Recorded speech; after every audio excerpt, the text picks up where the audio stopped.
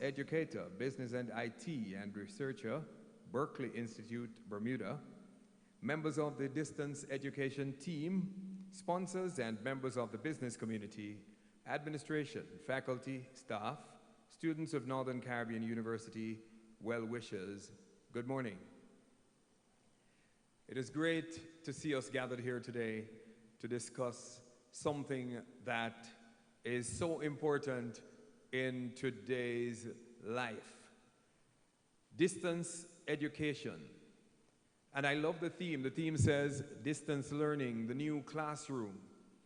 I think while growing up, if we were talking about distance learning, I would probably think you're talking about how far we used to walk to get to school, the distance we had to travel to get the education. If you stop and think about it, these days, the time we take to travel from home to work, we could very well sit in a live class while we're going through traffic. And as a matter of fact, even if you're the one controlling, well, if it's your vehicle and you're alone in the vehicle, these days you have vehicles that drive themselves, so you could do the class while you're traveling.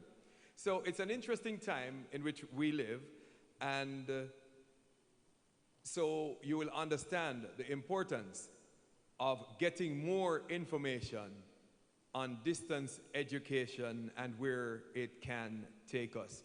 My name is Arnold Kelly, and I'll be guiding you through this section of the program.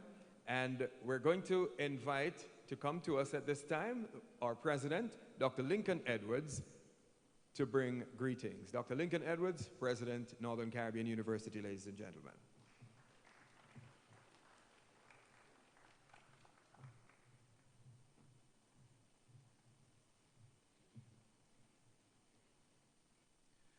Mr. Arnold Kelly, Master of Ceremonies, Mrs. Avery Thompson, Assistant Professor and Assistant Director, Distance Education Center, Northern Caribbean University, keynote speakers, Mr. Christopher Dehring, OD, Chief Executive Officer, Ready Communications, and former Chairman of Cable and Wireless Jamaica, and also Dr. Robbie Melton, Professor, Tennessee State University in the United States and Associate Vice Chancellor of Mobilization and Emerging Technology at the Tennessee Board of Regents and Workshops.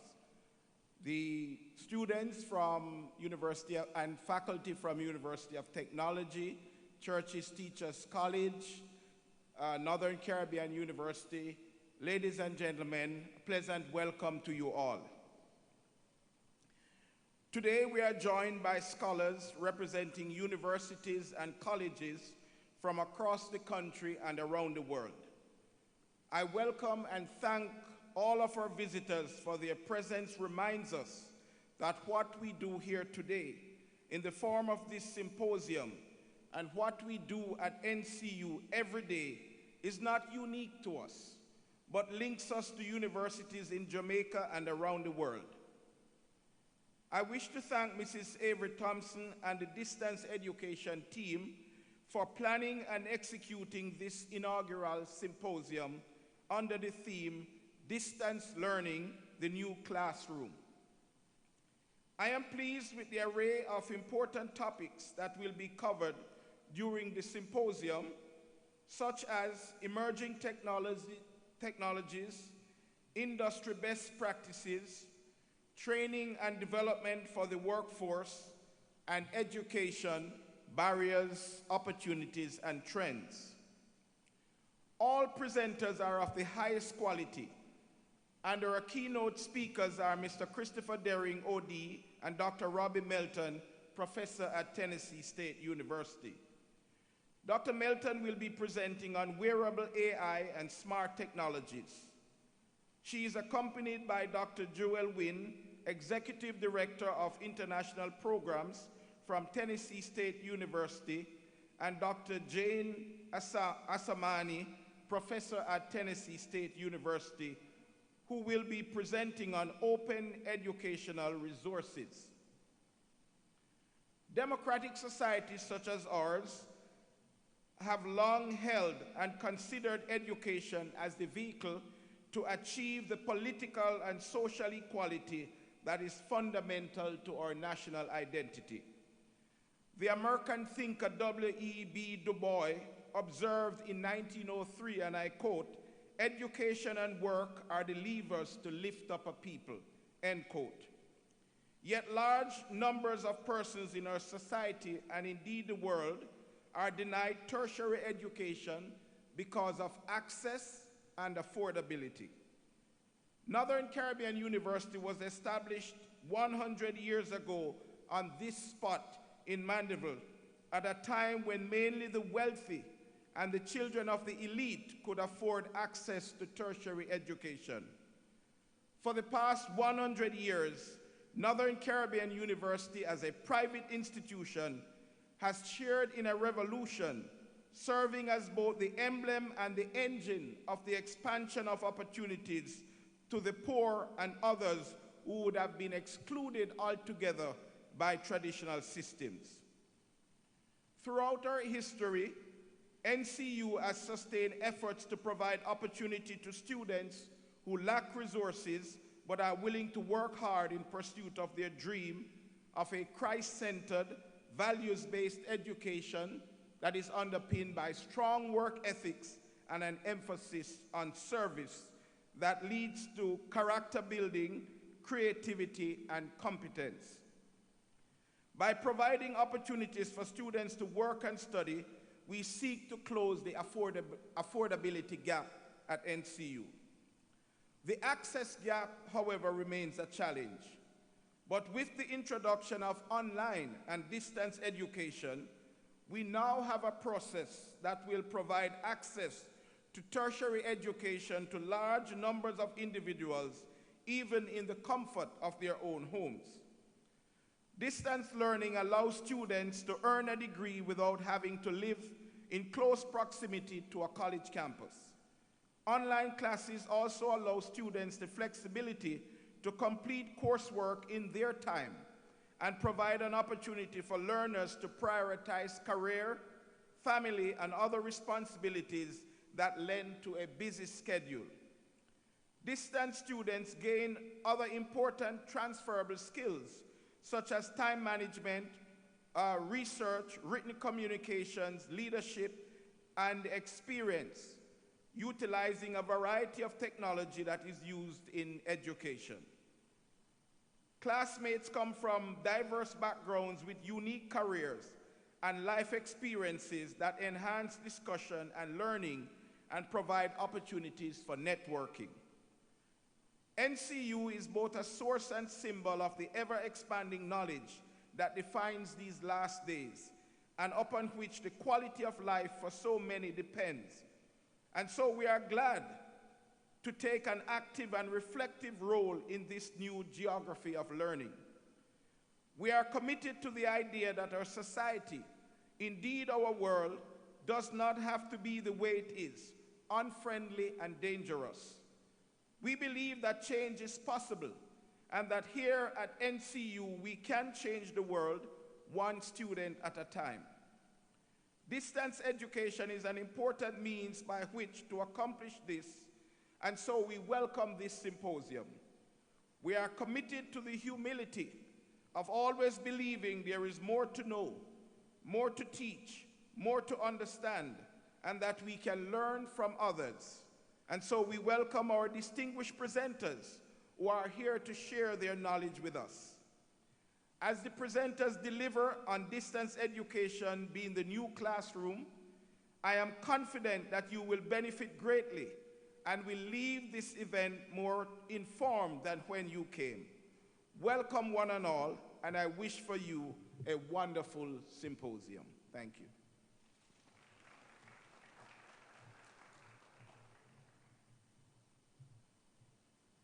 Thank you very much, Dr. Lincoln Edwards, President, Northern Caribbean University.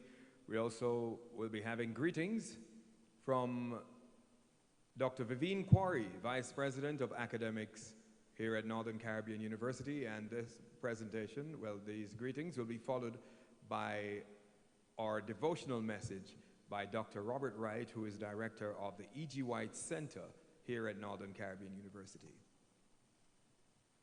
Dr. Quarry.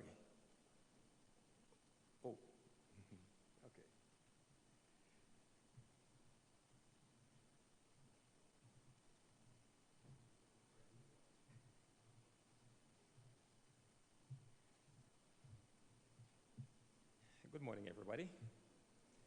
Dr. Quarry is not here just now, so I'll be doing the devotional thought. My name is Robert Wright. Distance education, the new classroom, that's an interesting topic. I like it. But incidentally, it's not the new classroom. And I'll tell you now why. I share with you two texts from Hebrews 1, verses 1 and 2, and Romans 1, verses 19 and 20. The first one says, God, who at sundry times and in diverse manners, speak in time past unto the fathers by the prophets, hath in these last days spoken unto us by his Son, whom he hath appointed heir of all things, by whom he also made the worlds. And the next one says, because that which may be known of God is manifest in them, in nature, for God hath showed it unto them. For the invisible things of him from the creation of the world are clearly seen, being understood by the things that are made, even his eternal power and Godhead, so that they are without excuse. Everything that we need to know about God, to a certain degree, has been revealed through nature. This is what the text is saying, but God has revealed more through his Son. Now, there are many of us who get excited about technological inventions and innovations and think they are so novel and unique. We use our latest version of our touchscreen tablet with such showy pride, you know, the iPad Pro and the rest of them. Touchscreen tablets are not new or unique. God invented the first set of touchscreen tablets when he gave Moses the 10 Commandments. He wrote on them with his fingers. Remember that? That was the first touchscreen tablet. So there is nothing new under the sun. And then the Digicel network and Lime. Prayer is the original wireless toll-free network. Just in case you didn't know. So there is nothing new under the sun. And with this system, the prayer original wireless network, and with this system, you will never hear or see a message saying reconnecting, or your party cannot be reached. Try your call again later. You will not see that on the original wireless network, which is prayer. True? Divine education through nature was the first distant education classroom. Through nature, God was able to teach many wonderful truths about himself. For the invisible attributes of God are clearly seen, being understood by the things that are made, even his eternal power and Godhead. We're talking about attributes of God being seen in nature. In using distance learning, God had a plan. He knew that distance education was not the ideal methodology in accomplishing the plan of redemption. It was just a means to an end. The plan needed the personal touch. Ultimately, education through angels and nature and prophets and priests gave way to the most intimate divine method of educating humanity in the love of God, the incarnate Jesus Christ, Son of God, Son of Man. In him we see divinity. Everything we need to know about God can be learned through interacting with Jesus Christ. So divinity clothed in humanity was the most effective way of humanity learning about their Creator. Philip said unto Jesus, Lord, show us the Father, and it is sufficient for us. Jesus said unto him, have I been so long with you, and yet you do not know me, Philip? He that hath seen me hath seen the Father. And how sayest thou then, show us the Father? Believest thou not that I am in the Father, and the Father in me? The words that I speak unto you, I speak not of myself, but of the Father that dwelleth in me. He doeth the works. Believe me, that I am in the Father, and the Father in me. Or else, believe me for the very work's sake. That's John 14:8-12. So, The best way to know about God is through Jesus Christ. Personal touch, divinity and humanity combined, God reveals himself to us in the human form. So then, the text with which we began corroborates with what Jesus said. First text, God who at sundry times and in diverse manners spake in time past unto the fathers through the prophets, hath in these last days spoken unto us by his Son, whom he hath appointed heir of all things, and by whom he also made the worlds. So although in our context, the personal face-to-face touch is the ideal in education, the new paradigm is the www.world that has made it necessary to employ the mode of cyberspace classroom. It is the new normal. It is the new way of bringing people from distant and diverse cultures together in an inexpensive manner to educate them for service in their local settings. It is rather exciting that one can stay in one's bedroom and obtain a degree from an internationally recognized university and not have to pay for travel, accommodation, insurance, etc. So it's the new normal. Distance education is a wonderful object lesson of how God educates us now.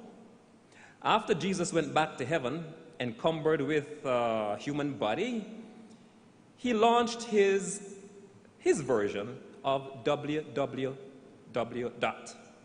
Heaven became the university. The Holy Spirit became the information disseminating network. The Bible, the textbook, and humans all over the world, the students. The big difference, however, is that all students of this heavenly university will be at the graduation ceremony. And they will receive their degree from the hand of the Savior personally. And we'll all graduate summa cum laude. In some other context, first-class honors. With this divine or heavenly graduation, there is no second-class honors or third class or whatever. It's all first-class honors for all of us. So, if you have not yet enrolled in the Heavenly University, I want to invite you to do so. And the textbook is available everywhere, the Bible. And you will always be connected to the heavenly classroom. There will be no challenge with the network system. No dropping of calls, no bandwidth problem. And even though you may not be able to have a visual connection, faith is better than sight. So you will see even though you can't see. And you will feel and experience even though you can't touch. So welcome to the new normal. Distant education, but always look at it as an object lesson to the heavenly realities. Let us pray. Thank you, Heavenly Father. There is really nothing new under the sun. And everything that you give us, that you have blessed us with through the wisdom of the Holy Spirit, we should see as object lessons to point us back to the heavenly realities. All good knowledge and wisdom come from God.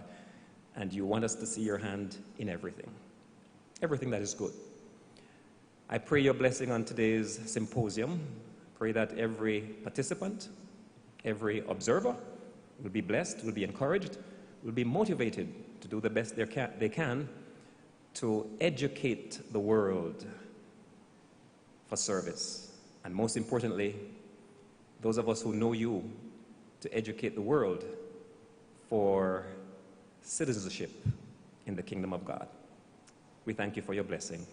In Jesus' name, amen. Have a wonderful symposium, everybody.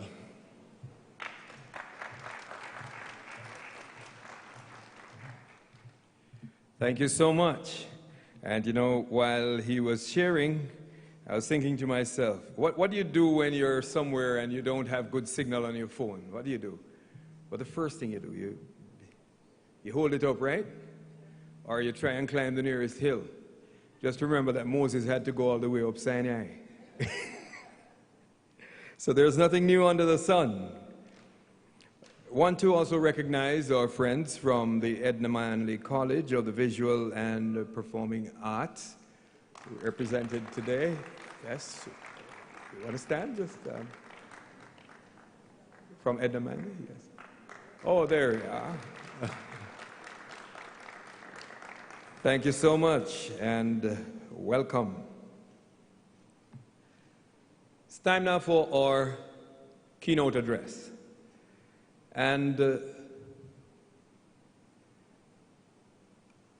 our presenter is a young sports enthusiast who understands the value of both losing and winning. Christopher Dehring, OD, CEO of Ready Communications, is an entrepreneur who is acclaimed by his fellow Jamaicans. Among his achievements, chairman of Cable and Wireless Jamaica and member of the senior executive team of Cable and Wireless PLC, CEO of the ICC Cricket World Cup 2007, creator of Sportsmax, now broadcast in over 26 countries, directorships in telecommunications companies in Barbados, Trinidad and Tobago, director, and also Bahamas, director of Trinidad Cement Limited and chairman of Caribbean Cement Company Limited, chairman of the Sports Tourism Implementation Committee, Jamaica, president and CEO of DB&G, Dehring, Bunting and Golding, and a footballer and cricketer, having represented Jamaica in both sports at the under-20 level. Bet you didn't know that. A practitioner of his degree in marketing and economics, our opening keynote speaker is the proud husband to Katia, father of daughters Shiloh and Effie, and son Zachary. Ladies and gentlemen, let's welcome Mr. Christopher Dehring, OD.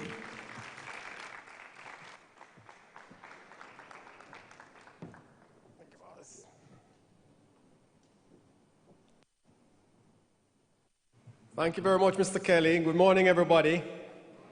I haven't been introduced as young in a little while, so that definitely gave me a lift. All protocols haven't been observed, and if we could get my presentation up on the screen.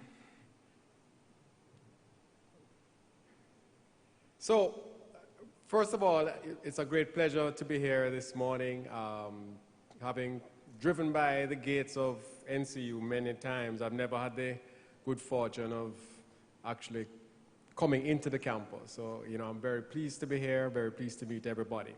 And we're talking about a very exciting opportunity for us as a country, distance learning. In fact, I think distance learning is a bit of a misnomer because technology has basically taken the distance out of learning. It is allowing previously underprivileged, previously geographically challenged areas of the country to have access to an education, which of course is an access to a better way of life. And we're very, very pleased at Ready Communications to be part of that challenge. I know there have been recent issues, lots of conversations taking place about the quality of telecommunication services in this country. And yes, and I'm never going to excuse poor service and so on. But I can guarantee you, if you go to other countries around the world with similar economic profiles, similar geographic sizes and challenges like mountains and hillsides, or even similar per capita GDP, chances are you will recognize that Jamaica is way better off than most countries of the world our size. And that's partly because Jamaica always plays above its weight. We do things in a way that, probably a country our size shouldn't aspire to. But that's why we produce the fastest man in the world. It's why we produce great athletes. It's why we produce great scholars. So it's all about a digital world. And you'll hear the politicians talk about a digital world. And most of us in this room, apart from probably the students, we're all digital immigrants. We start off basically as digital refugees. I never, it's early and they don't serve coffee on campus. Can you believe that? It's a drug-free campus. So I wasn't born into the digital world, and most of you weren't either. So we're all digital refugees. We're immigrating to digital status, but there's so many that have been born digital natives, and we envy you. It comes innately to you. What my 7-year-old is able to do on my own phone, I'm embarrassed. How comfortable she is, how she, when I let it to her for 5 minutes, when I get it back, I can barely use it. It's just changed up everything and the screen, and it's just amazing. Those are digital natives.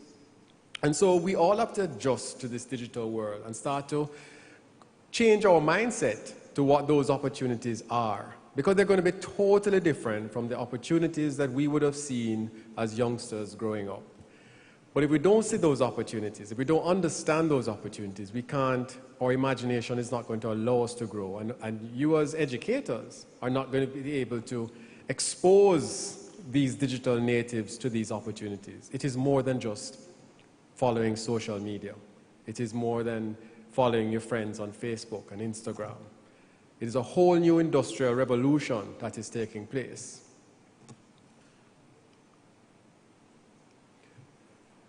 And, we've spoken about the goal for this country is to create a fully digital society. But what does that mean? What are the opportunities that are going to emanate? If you could change the slides for me, please. And we're on the verge of the fourth industrial revolution. It's a whole new set of industries. But there are 5 things I want you to remember. 1, in the digital world, content is king. You have all of these screens now in people's hands. But what fills those screens? It's content. It's content, whether it's entertainment, information, education. And so the people that produce this content, you are the kings.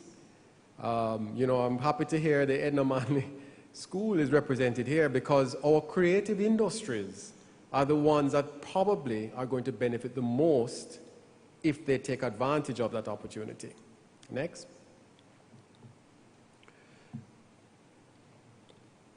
In that digital world, and if content is king, Jamaica is at least a crown prince in that world. We are living, breathing content in Jamaica. It's amazing. My entire life, I've been able to take advantage of that. And it's not just the fact that we're great athletes, or great sports people, or great singers and entertainers. It's just how we do it as well. When a Usain Bolt wins a gold medal and starts to dance, and the world falls in love with him, it's not just because he ran fast.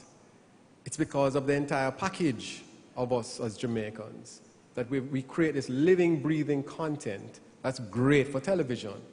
I used to negotiate and sell sports rights for the Caribbean, particularly West Indies cricket and so on, in international markets. And one of the things that we were able to do is to sell West Indies cricket television rights more expensively, earning more money than any other country in the world in international markets. So, and everybody thinks of the Australia-England Test Series as the gold standard. It's the Ashes and so on, and you think that that is going to command the most money.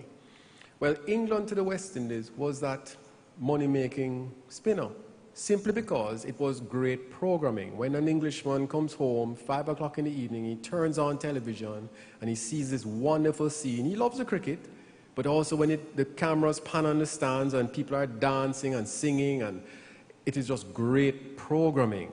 And he's seeing that sunshine through his television screen that he can't experience in London. It was just great programming. And in fact, I used to have a deal with Sky Sports that we would never ever negotiate or talk business unless we were waist high in the sea at some beach with a beer in our hands. That was the deal. If you want to meet with me, you're coming down, you're going to experience it, and we're going to talk about the business. But we're going to do it on my turf. Because I know once you do it on my turf, it's all over. The third thing to remember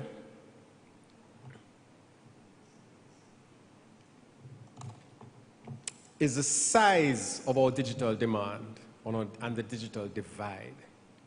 So there's a tremendous amount of digital demand. There's no question. Everybody would love to be connected to the digital world 24/7. But we need to understand the magnitude of the digital divide. So in Jamaica, there are 880,000 households. 800,000 have at least one TV set. I confess I have 14. But I'm a sports addict. Those of you who understand, you have pity on me.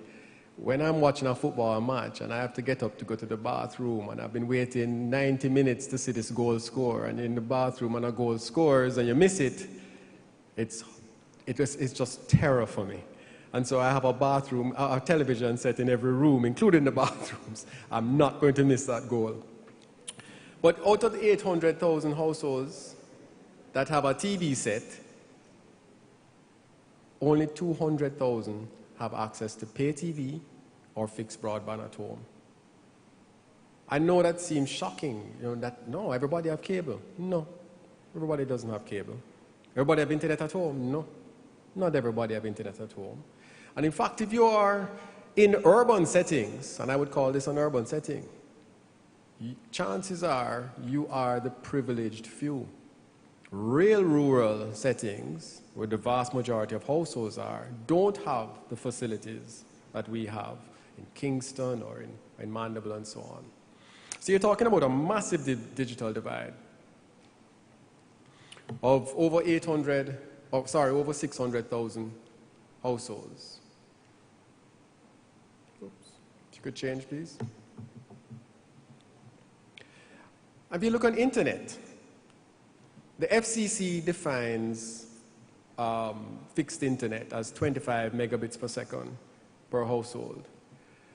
And of course, the average speed in Jamaica is about 9.6 megabits per second per household. So yes, there may be some people getting at 100 megs per second, but there are a lot of people getting at 1 and 2 megs per second. That's not broadband. So even when you see the broadband penetration figures of 34%, you realize we're probably closer to maybe 20%. And therefore, that digital divide is 80% of households in Jamaica are in that digital divide. These are the people that need distance education, distance learning, connectivity.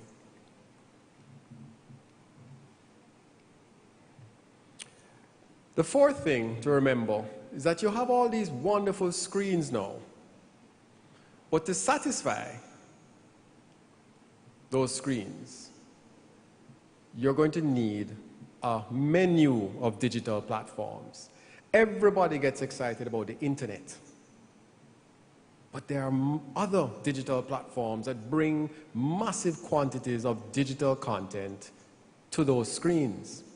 And we're now in a world of convergence. Unfortunately, this clicker is not working. I don't know if they moved the laptop so that it's exposed. Convergence, which means that every one of those screens, digital screens, can now access all of those digital platforms. So you have TV sets in a home that are smart, which means they can connect to the internet, the digital platform of the internet. But you also have phones that can now connect digitally to broadcast through a small dongle. Because these are all now just screens. So when I say, do you watch TV?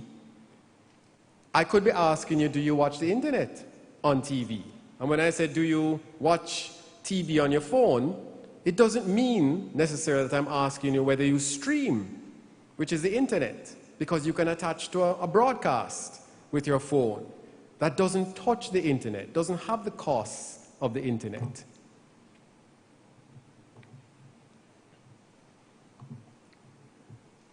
Number 5 that you have to remember as we get excited about the internet, which is the future, TV in all its forms is still king. billions and billions of hours every day are consumed by consumers around the world on television, primarily free-to-air. So free-to-air television is still king by far. Billions and billions of hours. And there's a very simple reason for that. It's free. It's free not just to the consumer, but linear broadcast is the most cost-efficient way of distributing digital content. And if you think about it, television is consumed in a totally different way from internet. I know all of you that have your prepaid data plans, you watch how often you use that credit. What can you stream with that credit? You go on and off with that credit. TV, you go home and you turn it on and you leave it on and it's your companion. In fact, the #1 television channel in the Caribbean, across the entire Caribbean, in terms of hours and hours and hours consumed, is a channel probably none of you will guess what it is. Discovery? Any more guesses? And I'm talking about hours consumed up here and everything else is down here. Any of you have kids? Nick Jr. specifically, because it is the world's best babysitter. You turn on the TV and hours and hours and hours are consumed. And it takes care of entertainment for your kids until you finish cooking or whatever and can spend some time with the child. That's how television is consumed. You're not watching data usage on television. You turn it on, which is important for education. Because if you think about it, you want the ability for a housewife or a mechanic who is working on a car to simply switch on television. He can pay attention to a lesson while he's doing something else. Cleaning the house and the television is on. I know when I get home I turn on TV and it's a companion and you're listening to the news while you're doing other things. That's how television is consumed and it's affordable. You're not streaming, you're not using data. The interactivity is the part where the internet comes useful. And just to demonstrate just how important free-to-air television still is, you have the mighty United States, where everybody has access to the internet virtually.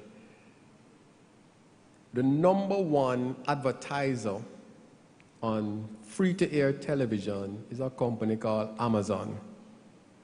Let that sink in. The company that you would think of as the ultimate internet-based company advertises on free-to-air TV in the US because they want to reach the masses for their services. That just goes to show you, let's not throw the baby out with the bathwater. We have this massive ability to reach the masses with this medium that you also can reach through the internet. Why is there this digital divide? Because we have to understand the maths. First of all, is a question of affordability. Over 60% of our population earns funds by the task, clean up that yard, and you get a $500, or wash the car, or whatever. By the day, the daily endeavors, I grow some mangoes, whatever mangoes or carrots are growing or whatever that I can sell, I earn that money that day. Or weekly or bi-weekly wages, like construction workers. Over 60% of our population. So they will never be able to truly afford a monthly recurring bill, like internet. So the business model has to suit them. Today, if I've sold some mangoes and I have some money, I can buy something. Tomorrow, I don't know whether I'll sell any mangoes. That's the vast majority of our population. And therefore, that's one of the reasons why prepaid mobile and prepaid data plans grew the way it is. Over 90% of our market is prepaid.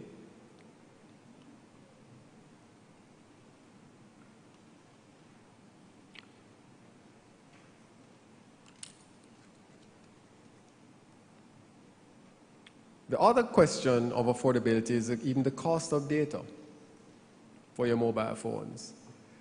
So yes, we have great coverage, and we do have great coverage, and good service, but it is quite expensive.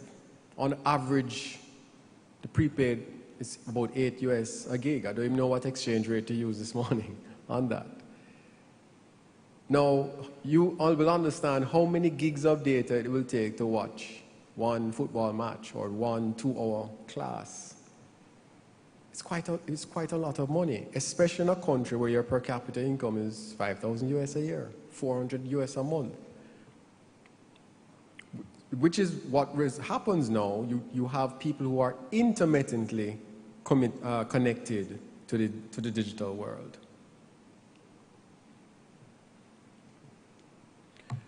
The good news is that we're on the verge of what is called a digital switchover.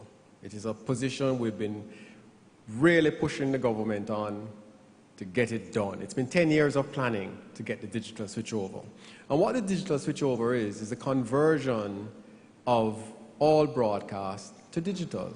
So CVM and TVJ and Love TV, of course, NCU TV will now be broadcast in high definition across the country. And that results in bandwidth, because that's what digital does. It takes that single channel, TVJ broadcast on, say, channel 7, it takes channel 7, digitizes it, and you can now broadcast 15 high-def channels on channel 7.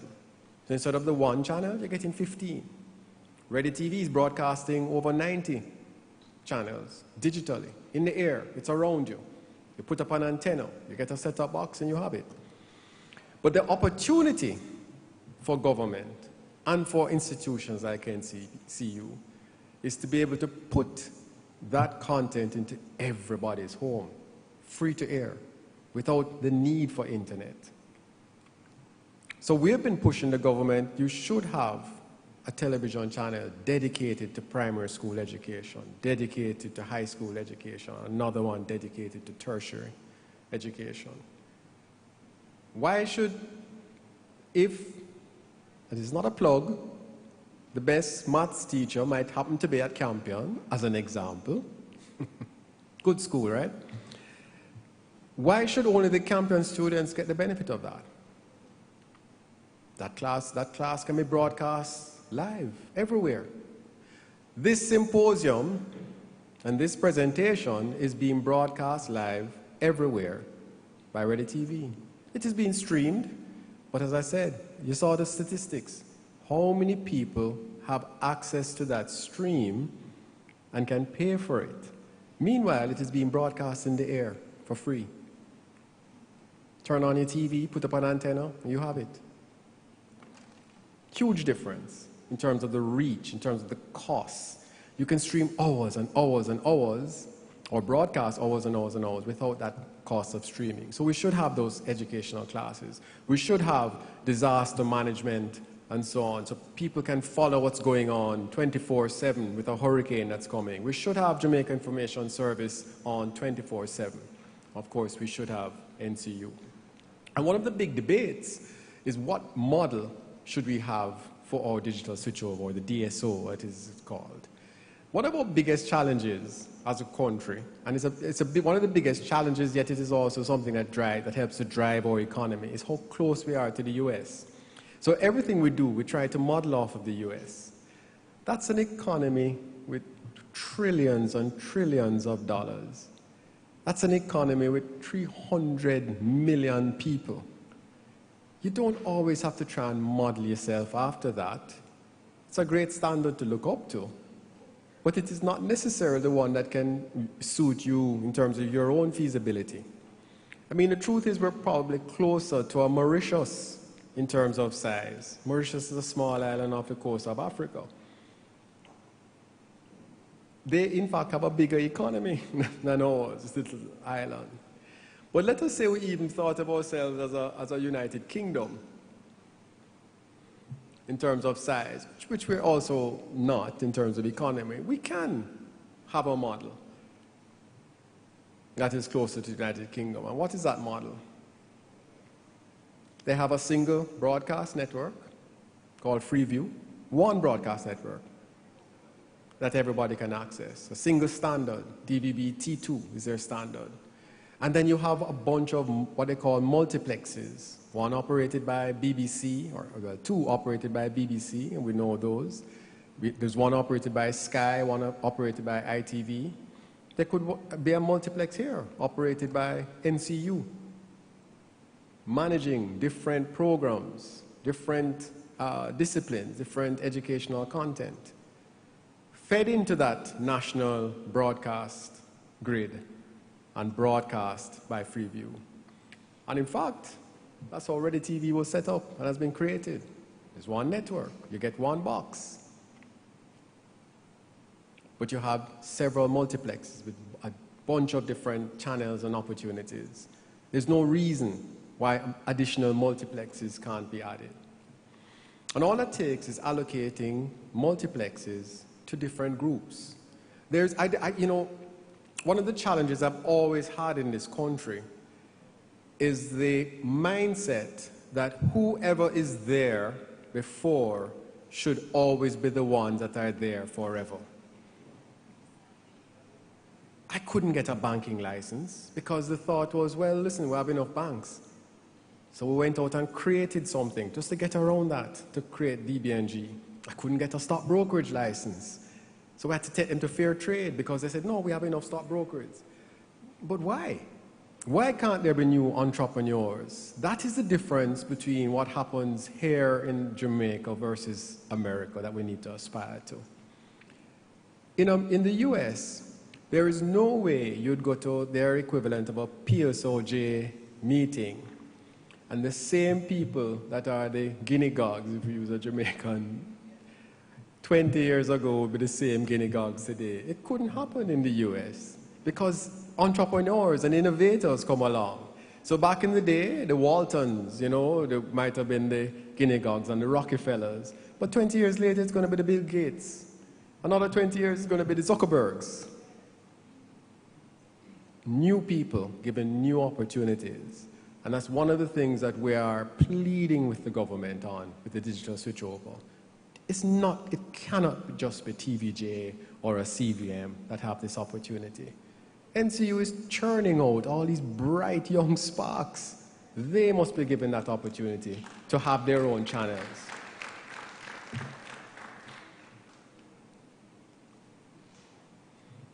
We have the technology. We've selected DVB-T2, which is a global standard. It's the state of the art. It's also cost efficient. And you know how we know it's cost efficient? It's being made and rolled out all over Africa and Eastern European countries. No manufacturer, no technology is developed for Jamaica. We're 2.7 million people with a per capita of 5,000. We have to wait until some ecosystem around the world develops, and then we can start to afford it. So for instance, 4G LTE was rolled out in the United States in 2009. It's just being rolled out in Jamaica now, 10 years later. Now we can afford it. The prices of equipment have come down. The number of suppliers in the market has grown. The expertise that when you want to hire them are now available at the prices we can afford. Some people are saying we should be trying to go ATSC3 in the US, which has not even been rolled out yet. We have no idea if it works. We don't know what it costs. We don't know if it's even feasible in Jamaica. Well, we have a global standard ready. But we subscribe to a view that whoever is building a network, they must be the ones to pick the technology. Who putting up their money is the ones who have the most to risk. The other thing about the DSO and the digital switchover is that for once, you really have all interests aligned. First of all, you have private interests. You have people willing to build a network. So it's not a taxpayer-funded scenario like in many countries. And in this case, private interests are aligned with public interests. So you're putting in money to do something that you know is good for the society. Having multiple channels, multiple digital channels available to everybody. And then, of course, it aligns very nicely with political interests. Now, I know what you'll say to me, that political interest and public interest should be the same. It is, but in some cases, it's more aligned. So, for instance, it's in the public interest to, build a school. And political interest. But the truth is, schools don't win votes. Putting classrooms in people's homes and their ability to have entertainment at the same time and other information. And if it's also inexpensive, like free television, moving people from just having a 1 or 2 grainy analog channels to 15 free high-def channels in their homes. I'm not a politician, but hey, maybe that's in your interest too. So all interests are aligned, so you can get that energy, that momentum. And now we have leadership. We have a minister, Minister Williams, who has said that she's going to get this done before 2021. It's been 10 years of planning, and we postpone it every year. Meanwhile, other countries around the world are switching over. Panama just switched over. Costa Rica switched over. All the other countries that we're competing against. And this is not a question of a largesse or gift. It's necessary. It is what keeps us competitive with the rest of the world. Their people are going to get the benefit of education. Their people are the ones we have to compete against against the rest of the world. When we talk about opening BPO centers and so on and hiring people, you are in competition with India, in Costa Rica, against Panama for that center. We need to make sure as a country we remain absolutely competitive. So all the boxes are ticked for the DSO, we're ready to get it done.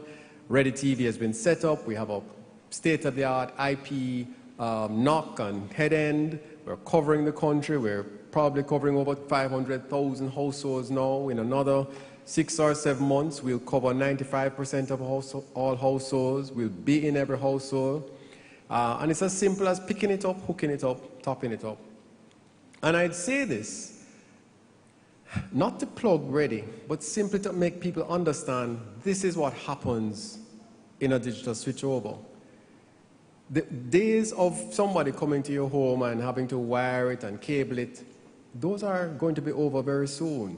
You go to the supermarket, I had the fortune of vacation in Sardinia, and I went down to there was no cable in the villa that I was in, so you just go down to the pharmacy, you buy a box, you take it home, you put up the antenna, and all of a sudden you have pay TV and free-to-air television. That's what Ready TV is mimicking. As you know, the person who gave the devotion said, there's nothing new under the sun. It's happening all over the world. It's not rocket science.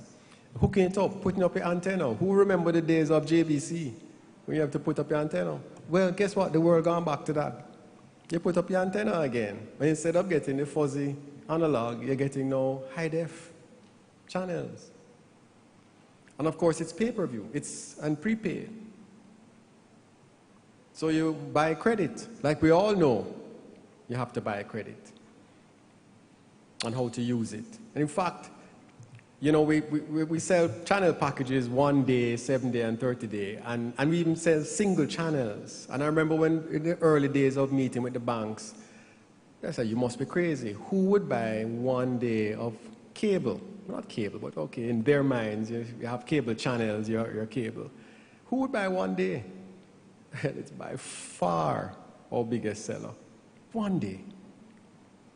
Because the dignity it brings to that vendor who has sold some mangoes that day in the market, and they go home on the weekend and turn on a pack of channels for their children, is immeasurable.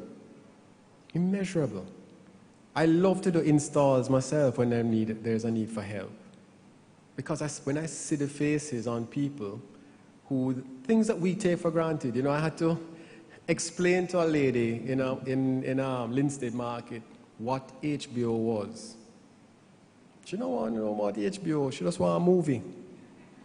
I said, yes, ma'am, HBO is movies and so on. These are 50-year-old brands, that some of our people have never seen. I went and did an install in Fletcher's Land, down in the inner city community in Kingston. It's a tenement yard, so you know that one big 65-inch TV served the whole tenement yard. 65-inch TV, and she was so proud, it's a smart TV. She don't have no internet, but she's thinking that what she get is smart TV, which was just an antenna in the air that she was getting JVC. When I put on Cartoon Network, the screaming in that yard with the kids, you know, you felt like, it's a double-edged feeling. On the one moment, you feel exhilarated that you've done something good. The children are so excited. But then there's a sense of sadness that comes over you. You know, that, wow, the things that my children take for granted, these kids never get to see. And don't just think it's entertainment. There's no business idea I've ever had that I never first saw on television. Even in cartoons, kids get ideas, they get imagination grows and so on. So you're depriving children of this wealth of information by them not having access to the worldwide of content. And so we integrated SMS texting, the mobile, since everybody have a phone, integrated SMS texting into the broadcast. My business partner, who's David Casanova, came up with that brilliant idea, for which we were awarded National Innovator of the Year last year. Because what we realized that most people don't have data on their phone. So how are they going to buy channel packages and interact with the broadcast digitally? Well, we have to give them SMS texting that don't need data. So the text is what interacts with the broadcast. And so for NCU, you know, you guys are pioneers. You were ahead of your time in putting NCU TV on cable. But now we want to take that to another level with you. Put it in digital. Right? We want to get it into every cable head end, which we can. We want to get it individual into people's homes. We want to have it interactive using SMS texting. People buying specific maybe modules that are, you know, live classes or live lecture or whatever, as well as the internet, because that's what you have to do. You have to create now content that can serve all the platforms. That's how you need to be thinking, multi-distribution with your content. It is not just for streaming, it has to be for all the platforms. You create the content, and then there's this menu of distribution channels. And even with mobile, even with broadcast, you have a menu of instruments to serve. You have in the home, you have in the car now, because of that digital broadcast. You have in boats, you have on phones. That same digital broadcast, that network that we've put up, is now accessible by all of these different types of receivers. Then there's ReadyNet, which we just trialed, and we're waiting on the government for that license. Satellite internet is now here. We've joined the space race. It's very exciting, because it's not just we haven't created it. Everybody around the world, the big names, have their satellite projects. Google, Facebook, Tesla, launching satellites to deliver internet. Because with the new technology of satellites, you can deliver internet high speed anywhere, anytime, in seconds. It's not, again, the install where they're running a fiber and so on, or a copper that gets stolen. It's in the air. It's 22,500 miles in the air. Nobody can thief in that. Although Jamaicans might find a way. But we have been lobbying, and we have to remember, we're in a competitive world, as I said. So we've been lobbying one of the satellite providers to give us some of that capacity. They don't put up the satellites for Jamaica. They put it up for Latin America, 270 million people in Brazil. But we happen to fall in the shadow and the footprint. So we're finalizing a deal with them to get some capacity for Jamaica. And we said to the government, just give us pick any 4 locations, anywhere. In 2 hours, you're going to have high-speed broadband. So they picked the 4. Some real bush. One of them was Mollital, up in the middle of the Blue Mountains. And in 2 hours, Mollital had high-speed broadband. We put up a nice Wi-Fi hotspot, and all the community came out. First of all, when we were installing, we didn't tell the community what we were doing, you know. We just went up there, we started working, started installing, but word get out. By the time we finished install, there was 200 people in the square. It was greeted with such joy by this community. And I didn't understand why. I'm not going to bore you with the technical statistics. It's the people.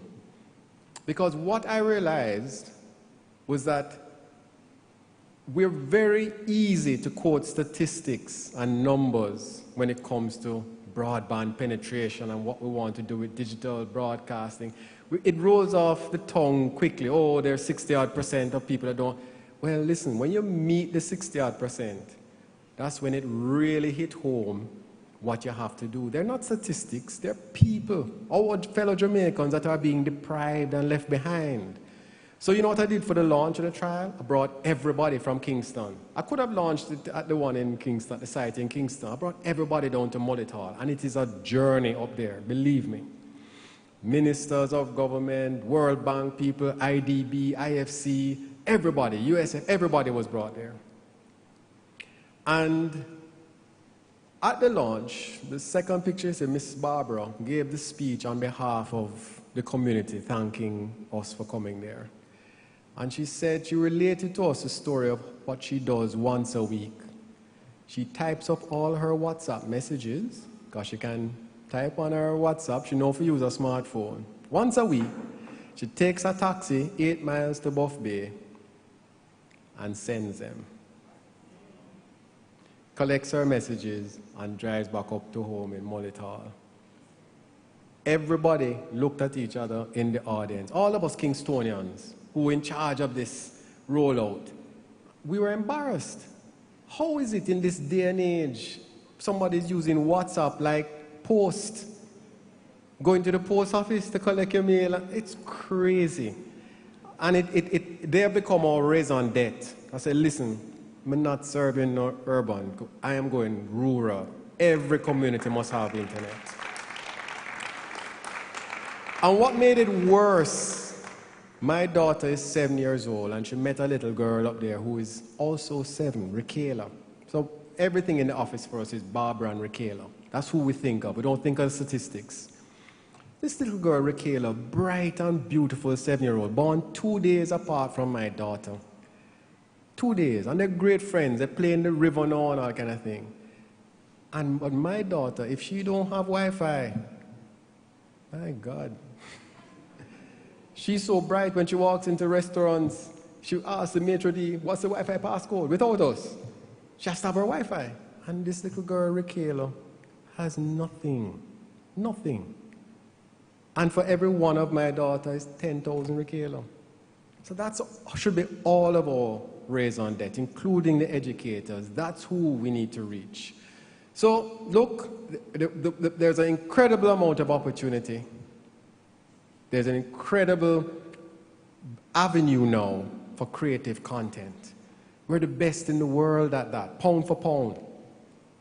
We need to collectively use it. Educators, artists, musicians, athletes, administrators, government.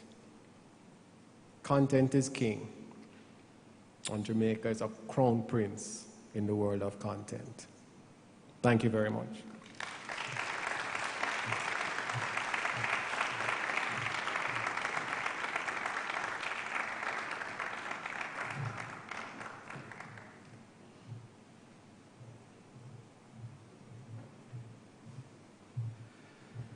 Thank you so much. Another round of applause for our keynote speaker.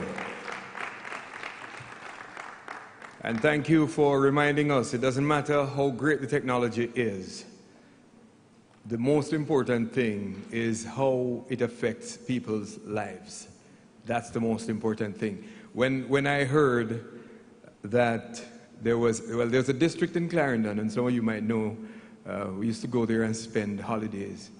Now, we used to go from Maypen to Yorktown, and then we'd walk the rest of the 4 miles or so to a place called Ramsbury. We didn't even, up to the time when that house came down, I don't think, well, there wasn't electricity down there yet. But just to hear recently that people in Ramsbury are able to get digital television through Ready TV, that was something, because no company or no director of a company in his right mind would run cable into a place where you have one house, key in peace, another house, key in peace, because really, economically, it wouldn't make sense. But to be able to send it wirelessly, now that makes sense. Thank you so much. All right, so we're going to have a 5-minute break, and there is, well, we have little snacks on the outside, and then we will give you further instructions as to how we'll proceed into the other sessions. So we take a 5-minute break. See you in a little bit.